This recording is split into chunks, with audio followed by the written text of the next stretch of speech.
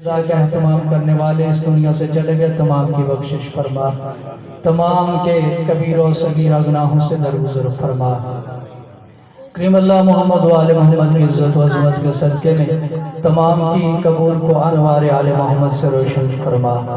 کریم اللہ محمد و آل محمد کی عزت و عظمت کے صدقے میں اگر مومنین اور مومنات میں کوئی بیمار انہیں صحت کامل و عاجلہ عنایت فرما۔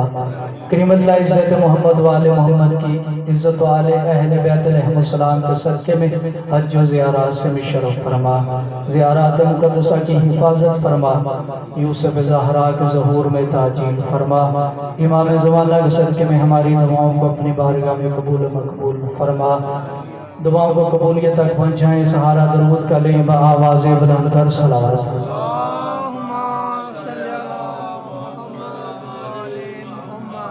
اعوذ باللہ من الشیطان اللعین الرجیم، بسم اللہ الرحمن الرحیم، الحمدللہ رب العالمین والعاقبۃ للمتقین والجنۃ للمؤمنین والنار للکافرین والمنافقین۔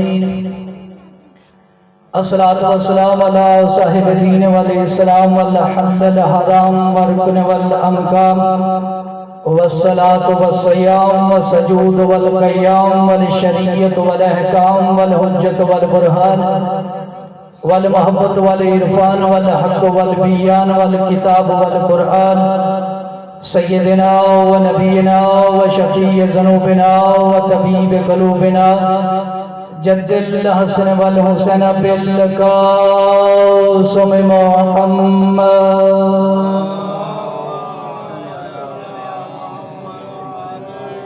وعلى أهل بيته الطيبين الطاهرين المعصومين المظلومين المنتخبين المنتجبين الذين أذهب الله عنهم الرجس وطهرهم تطهيرا،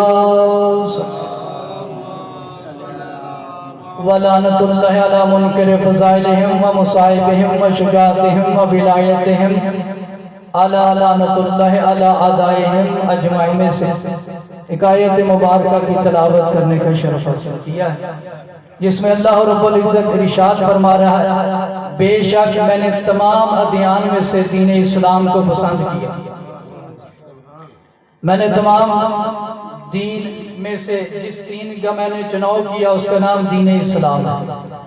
عزیزان محترم، اس دین اسلام کی تبلیغ کے لیے حضرت آدم سے لے کر خاتم النبیین سرکار محمد مصطفیٰ صلی اللہ علیہ وآلہ وسلم تک ہر نبی نے اپنے اپنے منصب کے مطابق، اپنے اپنے ظرف کے مطابق، اپنی اپنی طاقت کے مطابق تبلیغ کی کہ اللہ رب العزت کا انسان جہنم سے بچ کر جنت میں چلا جائے، دوزخ کے راستے سے بچ کر جنت کے راستے کی طرف گامزن ہو جائے۔ حضرت آدم علیہ السلام سے لے کر حضرت عیسیٰ تک ہر نبی کا منفرد انداز رہا تبلیغ کرنے کا، لیکن جب سرکار محمد مصطفیٰ صلی اللہ علیہ وآلہ وسلم کی باری آئی، سرکار محمد مصطفیٰ نے دین اسلام کی تبلیغ کا آغاز کیا تو سرکار محمد مصطفیٰ کی ذات پر لالا جی تین قسم کے لوگوں نے الزام لگائے، تین قسم کے لوگوں نے الزام لگائے، تین قسم کے الزام لوگوں نے سرکار محمد مصطفیٰ کی ذات پہ لگائے۔ پہلا الزام یہ لگایا کہ یہ دیوانہ ہے، دوسرا الزام یہ لگایا کہ یہ شاعر ہے، تیسرا الزام سرکار محمد مصطفیٰ کی ذات پر جو لگایا وہ یہ تھا کہ یہ جادوگر ہے۔ عرب کے بدو ہم کہتے ہیں، لیکن ان کی ذہانت بڑی تھی، انہوں نے یہ تینوں الزام بڑی سوچ کر سمجھ کر لگائے۔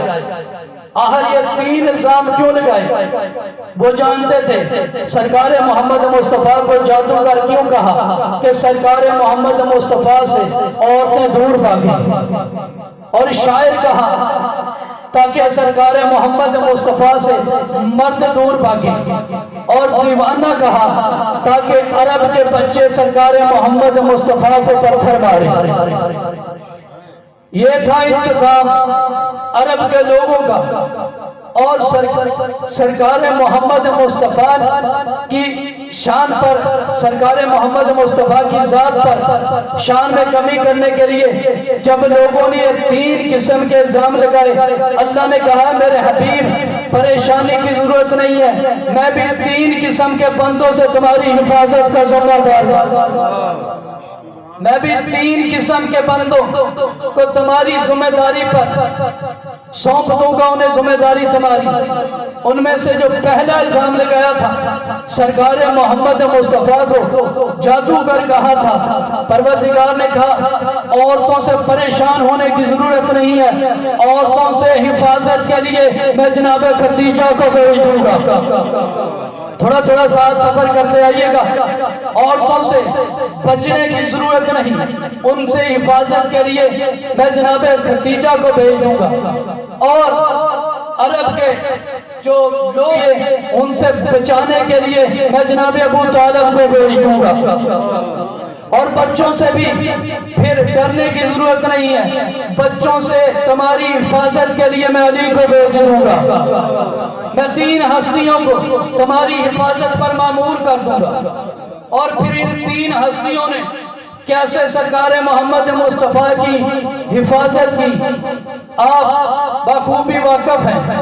سرکار ابو طالب نے کس طرح موت کے بستر پر اپنے بیٹے کو سلا کر محمد مصطفیٰ کی حفاظت کی، اور یہ لوگ محمد جناب ابو طالب سے یہ پوچھتے تھے اے جناب عمران ہمیں یہ بتائیں کہ آپ جناب محمد مصطفیٰ کو اپنے بیٹے کو موت کے بستر پر سلا کر کیوں بچاتے ہو؟ یہ تمہارا بھتیجا ہے، وہ تمہارا بیٹا ہے۔ سرکار عمران ان کی طرف دیکھ کر کہتے محمد مصطفیٰ میرا بھتیجا نہیں ہے، محمد مصطفیٰ میرا عقیقہ ہے، محمد مصطفیٰ میرا بھتیجا نہیں ہے، محمد مصطفیٰ میرا عقیدہ ہے۔ کس طرح جناب ابو طالب نے حفاظت کی؟ چلے تھوڑی سی تمہید کے لیے یہ واقعہ بیان کر دیتا ہوں۔ جب جناب مریم جناب حنانہ خاتون کے حجاب میں تھی، جناب مریم کی والدہ نے اللہ سے یہ منت مانگی اے پروردگار جو میرے حجاب میں بچہ ہے جب یہ اس دنیا میں آئے گا میں اس کو بیت المقدس یعنی تیرے گھر کی مجاوری کے لیے وقف کر دوں گی۔ جناب مریم کی والدہ جناب حنانہ کی یہ منت پوری ہو گئی، لیکن ادھر کیا ہوا؟ ادھر بیٹے کے بجائے اللہ نے جناب حنانہ کو جناب مریم عطا کر دی۔ اب جناب حنانہ پریشان ہو گئی، اگر بیٹا ہوتا تو کوئی مسئلہ نہیں تھا، اب یہ میری بیٹی ہے، اسے میں کیسے بیت المقدس یا مقدس میں چھوڑا؟ اللہ نے کہا تو اپنی منت پوری کر، اس کی ذمہ داری جانے میں اللہ جانا، اس کی ذمہ داری جانے میں اللہ جانا۔ جناب حنانہ نے جناب مریم کو اٹھا کر بیت المقدس کے محراب میں رکھ دیا۔ ادھر اللہ نے جناب زکریا پر وحی کی اے زکریا مریم کی والدہ حنانہ سے میں نے وعدہ لیا ہے کہ اس کی ذمہ داری میں نے کرنی ہے، اے زکریا اب مریم کی کفالت کی ذمہ داری تیری ہے، اب مریم کی کفالت کی ذمہ داری زکریا تیری ہے۔ اللہ نے قرآن میں نقل کر اب جناب زکریا علیہ السلام نے حضرت مریم سلام اللہ علیہ کی حفاظت کرنا شروع کر دی۔ اب ظاہر سی بات ہے کہ جناب مریم بیت المقدس میں کوئی کھانے کا تو بندوبست نہیں تھا، کھانا بھی کھانا تھا۔ اب جناب زکریا علیہ السلام نے اللہ کے دین کی تبلیغ بھی کرنی تھی۔ جناب زکریا علیہ السلام نے جناب مریم کو محراب میں لٹا دیا، خود اللہ کے دین کی تبلیغ کرنے کے لیے بیت المقدس سے نکل گئے۔ اب جناب زکریا علیہ السلام جب واپس تھوڑی دیر لگی واپس آنے میں، جناب مریم کو بھوک لگی، जनाब मरियम ने आसमान की तरफ देखा और आसमान से रंग बिरंगे खाने नाज़िल हो गए। थोड़ी देर के बाद जनाब ज़करिया अलैहिस्सलाम मस्जिद में दाखिल हुए। दाखिल होने के बाद जनाब ज़करिया अलैहिस्सलाम ने जनाब मरियम के सामने रंग बिरंगे खानों को पाया। जनाब मरियम की तरफ देखकर कहते हैं, ऐ मरियम ये खाने कहाँ से आए हैं? जनाब मरियम ने अपने दाएं हाथ की उंगली से आसमान की तरफ इशारा करके कहा, इंदल्लाह है, ये मेरे रब की तरफ से आए हैं।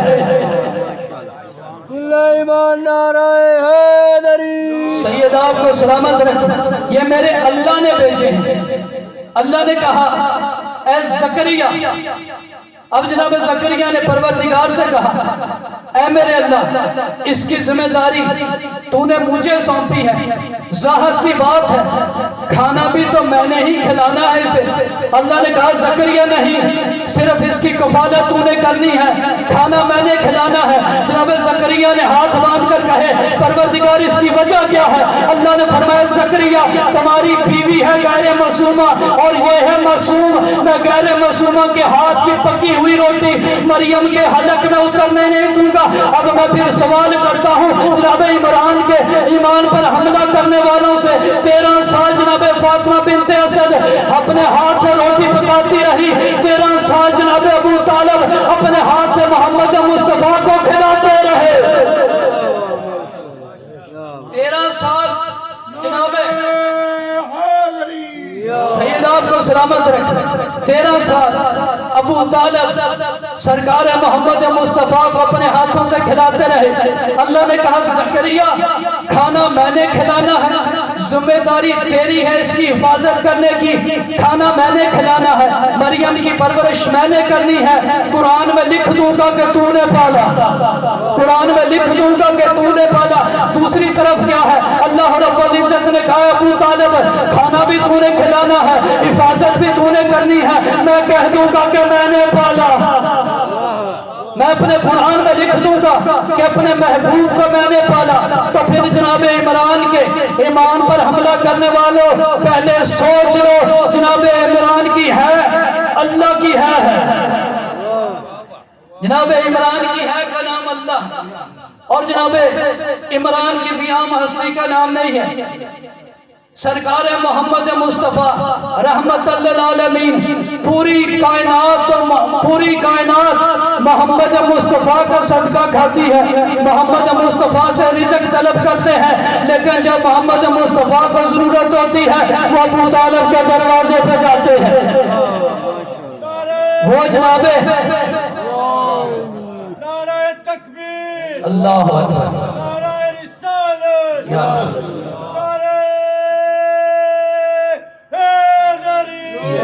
पाक सैयद आपको सलामत रखे, आपके रिज़्क़ में इजाफा फरमाए। लिख दूंगा कि तूने पाला, और अबू तालिब जब तू खिलाएगा तो उस वक्त मैं कहूंगा मैंने पाला। और जनाब अबू तालिब किस शान के मालिक हैं? शाह साहब तशरीफ फरमा है, मदरसे के तालिब इल्म है। बाबा जी किताब का नाम है सही बुखारी, जिल्द नंबर 2, उसमें एक बाब है जिसका नाम है बाब इल्म। उसके अंदर एक हदीस है, वो हदीस क्या है? जब दीन का तालिब इल्म घर से दीन की तालीम हासिल करने के लिए निकलता है, अल्लाह के फरिश्ते उस दीन के तालिब इल्म के पाँव के नीचे अपने पैर बिछाते हैं। उस दीन के तालिब इल्म के पाँव के नीचे पैर बिछाते हैं। अच्छा, दीन का तालिब इल्म कौन? जिसके पाँव के नीचे फरिश्ते पैर बिछाए, उसे दीन का तालिब इल्म कहते हैं। तालिब इल्म जिसका एहतराम करे उन्हें उस्ताद कहते हैं, उस्ताद जिनका एहतराम करे उन्हें आलम कहते हैं, आलम जिनका एहतराम करे उन्हें फकीह कहते हैं, फकीह जिनका एहतराम करे उन्हें मुहद्दिस कहते हैं, मुहद्दिस जिनका एहतराम करे उन्हें रावी कहते हैं, रावी जिनका एहतराम करे उन्हें ताबीन कहते हैं, ताबीन जिसका एहतराम करे उन्हें ताबी कहते हैं, ताबी जिसका एहतराम करे उन्हें सहाबी कहते हैं, सहाबी जिसका झुककर सलाम करे उन्हें नबी कहते हैं, नबी जिसका उठकर सलाम करे उसे रसूल कहते हैं। हजरत आदम से लेकर हजरत ईसा तक नबी मोहम्मद मुस्तफ़ा का झुककर सलाम करे उन्हें मोहम्मद मुस्तफ़ा कहते हैं। मोहम्मद मुस्तफ़ा उठकर जिसका एहतराम करे उसे फातिमा कहते हैं, फातिमा अपनी चादर से جس کی نلین صاف کرے اسے علی کہتے ہیں. علی جس اپنی عباس سے جس کی جوتی صاف کرے اسے ابو طالب. اسے جناب ابو طالب کہتے ہیں. پاک سیدہ آپ کو سلامت رکھے. اسے ابو طالب کہتے ہیں. بڑے اچھے طریقے سے دونوں باپ بیٹے نے محمد مصطفیٰ کی حفاظت کی، بلکہ محمد مصطفیٰ کی حفاظت نہیں کی، رسالت کی حفاظت کی. رسالت کی حفاظت نہیں کی، اللہ کے دین کی حفاظت کی. کتنی بلندی کا مالک علی بن ابی طالب. بلکہ آخری چٹان پہ بیٹھا ہے علی بن ابی طالب، لیکن وہاں سے جھک کر کہتا نا عبد عبید محمد، میں محمد کے غلاموں میں سے غلام. یہاں پر لغات کی غلط کہ عبد کہتے ہیں غلام. اچھا اگر علی چھوٹا غلام ہے تو پھر علی سے بڑا بھی کوئی ہے؟ اگر علی چھوٹے غلام ہے تو پھر علی سے کوئی بڑا ہے؟ چلے سبحان اللہ جی اسراب عبد ہی، اس کا کیا مطلب ہے؟ اللہ لے گیا اپنے عبد کو معراج پر. یہاں عبد کا معنی کیا ہے کہ اللہ اپنے خاص عبد کو لے گیا. یہاں پر عبد کا کیا معنی؟ اللہ اپنے خاص عبد کو لے گیا. وہاں پر بھی یہی معنی بنتا ہے کہ علی محمد مصطفیٰ کے خاص عبد ہے، محمد مصطفیٰ کے رازوں کا مالک علی ہے. اور جب محمد مصطفیٰ کی جوتی گانڈنے والی ہوتی ہے نا، محمد مصطفیٰ یہ جوتی گانڈنے کے لیے کسی صحابی کے حوالے نہیں کرتے تھے، علی کو دیتے تھے. بندے بڑے پریشان ہو جاتے تھے، یا علی ہر وقت محمد مصطفیٰ کی جوتی کو آپ ہی ٹانکے لگاتے ہیں. مولا علی مسکرا کر فرماتے ہیں معصوم کی جوتی ہے، معصوم کی جوتی معصوم کے علاوہ کوئی نہیں ٹانکے لگا سکتا، معصوم کی جوتی ہے. حالانکہ مولا علی علیہ السلام سرکار محمد مصطفیٰ کی جوتی کو ایسے سینے سے لگاتے تھے، سینے سے لگاتے تھے. ایک دن بندے کٹھے ہو کر آ گئے، یا علی یہ کیا ہے کہ ہر جب محمد مصطفیٰ کی نالین کمزور ہوتی ہے ٹانکے آپ ہی نے لگانے ہیں، ہمیں بھی لگانے دیا کرو. مولا علی فرماتے ہیں اچھا چلے جس کی جوتی ہے اس کے پاس چلتے ہیں، میں تمہارے ساتھ چلتا ہوں. مولا علی علیہ السلام شاہ صاحب کو لے کر سرکار رسالت بارگاہ رسالت مآب کی بارگاہ میں آئے. آ کر کہتے ہیں یا رسول اللہ. مولا علی فرماتے ہیں یا رسول اللہ یہ بندے تھوڑے پریشان ہیں، آپ انہیں بتا دیں کہ محمد مصطفیٰ کی جوتی کو ٹانکے میں نے ہی کیوں لگانے ہیں. محمد مصطفیٰ علی بن ابی طالب کی طرف مسکرا کر فرماتے ہیں علی یہ بندے جو محمد مصطفیٰ کی جوتی کی معرفت نہیں رکھتے یہ محمد مصطفیٰ کی معرفت کیا رکھیں گے؟ یہ محمد مصطفیٰ کی رسالت کی معرفت کیا رکھیں گے؟ یا علی ٹانکے تو نے ہی لگانے ہیں. جب تھوڑا مطالعہ کیا تو پتہ چلا کہ محمد مصطفیٰ کی جوتی کو علی ہی کیوں ٹانکے لگاتے تھے، کیونکہ محمد مصطفیٰ کی جوتی نے جانا تھا عرش پر. محمد مصطفیٰ کی جوتی نے جانا تھا عرش پر. اچھا اب یہ فرق سمجھ لیں، محمد مصطفیٰ کی جوتی کو ٹانکے لگاتے تھے، صاف کرنے کی ذمہ داری تھی علی کی، اور علی کی جوتی فاطمہ صاف کرتی تھی، جناب زہرا صاف کرتی تھی. اب فرق کیا تھا؟ دونوں جوتیوں نے جانا تھا آسمان پر. جسے مولا علی علیہ السلام ٹانکے لگاتے تھے، جسے مولا علی صاف کرتے تھے، فرق دونوں میں یہ تھا جسے علی صاف کرتے تھے وہ پردے کے باہر رہتی تھی، اور جسے زہرا صاف کرتی تھی وہ پردے کے اندر، وہ پردے کے اندر.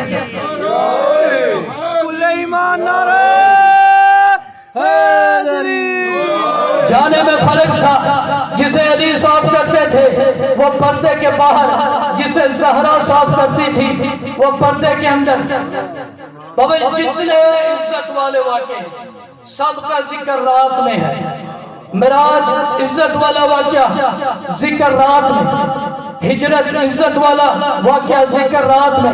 ایک غدیر ہے جس کا ذکر دن میں ہے، ایک غدیر ہے جس کا ذکر دن میں ہے. چلے معراج کی بات، آخری فکرہ معراج کی ایک بات سن لے. جب محمد مصطفیٰ معراج پر گئے نا، جب سواریاں بدلتے بدلتے اللہ کے پاس پہنچے، پروردگار نے پوچھا جبرائیل محمد مصطفیٰ بتاؤ کہ سفر کیسا رہا؟ یہ ہر اچھے میزبان کی یہی خوبی ہوتی ہے، پہلے اپنے مہمان سے پوچھے کہ کوئی سفر میں مشکل تو پیش نہیں آئی۔ پروردگار نے بھی یہی کام کیا، اے میرے محبوب نبیوں کا پروٹوکول اچھا لگا، جبرائیل کی نوکری اچھی لگی، حوروں کے ترانے اچھے لگے۔ اب آقا نسیم باز اللہ مقامہ کا جملہ ہے، اللہ نے فرمایا کہ حبیب نبیوں کا پروٹوکول اچھا لگا، جنت کی سیر کی، جہنم میں دیکھے علی کے دشمن، جہنم میں دیکھے علی کے دشمن میں کیسے جلا رہا ہوں۔ پروردگار کیا فائدہ اتنا سفر کرنے کا، کیا فائدہ نبیوں کے پروٹوکول کا، کیا فائدہ حوروں کے ترانوں کا، پروردگار کیا فائدہ اتنے خوب انتظامات کرنے کا۔ اللہ نے فرمایا اے میرے حبیب بتا تو صحیح ہوا کیا ہے؟ محمد مصطفیٰ فرماتے اتنی دور سے بلایا ہاتھ تو ملا۔ پروردگار اپنے محبوب کو اتنی دور سے بلایا ہاتھ تو ملا۔ آقا نسیم عباس فرماتے ہیں اللہ نے ہاتھ والی بات کو ٹال دیا، اللہ نے ہاتھ والی بات کو ٹال دیا، اور محمد مصطفیٰ جب معراج سے واپس آ کر جناب سیدہ خدیجہ صلوات اللہ علیہا کے پاس آ کر بیٹھے، سیدہ خدیجہ کو سارا واقعہ سنایا، ایسے ایسے میں معراج پر گیا، جبریل میرے ساتھ تھا، لیکن سدرۃ المنتہا کے پاس جا کر جبرائیل رک گیا، وہاں پہ سواری بھی بدل گئی، پھر میں اس سواری پہ سوار ہوا، وہ مجھے ملکوت تک لے گئی، ملکوت کے پاس جا کر وہ سواری رک گئی، وہاں سے ایک اور سواری ملی جو مجھے جبروت تک لے گئی، وہاں پہ میں رک گیا، وہاں سے سواری بدل گئی، وہاں سے ایک اور سواری ملی جو مجھے لاہور تک لے گئی، لاہور تک چلا گیا، پھر میں ایک سمندر کے پاس پہنچا جس کی لہریں اس زمین سے 80,000 گنا بڑی تھی، وہ لہریں میرے پاس آتی، پاس آ کر کہتی حبیب ادنو منی، اے حبیب میرے قریب آ، اے خدیجہ، میں ان لہروں کے اوپر سوار ہوتا گیا، جب سارا واقعہ محمد مصطفیٰ نے جناب خدیجہ کو سنا کر اپنے بستر پر بیٹھ گئے، فَدَّقَّلَ الْبَابَ، دروازے پر دقل باب ہوا، محمد مصطفیٰ اٹھے، دروازے کے پاس آئے، آ کر پوچھا من انت، کون ہے؟ باہر سے آواز آئی انا علی بن ابی طالب، میں علی بن ابی طالب ہوں۔ محمد مصطفیٰ نے پوچھا اے عمران کے بیٹے، اے ابو طالب کے بیٹے، آج سے پہلے تو کبھی تو رات کے وقت نہیں آیا، اب کیوں آیا ہے؟ علی نے فرمائی یا رسول اللہ میں معراج کی مبارک دینے آیا ہوں، میں معراج کی مبارک دینے آیا ہوں۔ محمد مصطفیٰ فرماتے ہیں اے ابو طالب کے بیٹے علی، گھر سے میں باہر گیا نہیں، تجھے کس نے بتایا کہ میں معراج پر گیا تھا؟ علامہ آیت اللہ ہاشم بہرانی نے جو یہاں پر بات لکھی ہے، جب کہا نا میں گھر سے باہر گیا نہیں، تجھے کیسے پتا چلا؟ وہ فرماتے ہیں کہ ابو طالب کے بیٹے علی نے اپنی جیب میں ہاتھ ڈال کر کہا یا رسول اللہ وہی وہ سیب تھا۔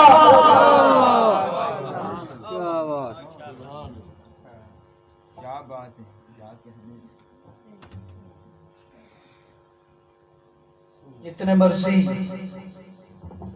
علم کے دریا بہا دیے جائے، لیکن وہ سیدہ راضی نہیں ہوتی جو شام سے آتی ہے۔